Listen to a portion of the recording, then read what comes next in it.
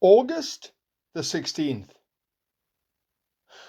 Who is that source of defense, that helper in whom you and I must trust? It is the Lord of Lords. It is the King of Kings. He hath said, I will never leave thee, nor forsake thee, so that we may boldly say, the Lord is my helper, and I will not fear what man shall do unto me. Hebrews chapter 13, verses 5 and 6.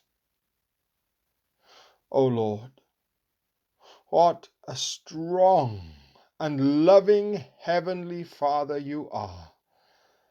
Thank you that I may lay my trembling hand in your strong one.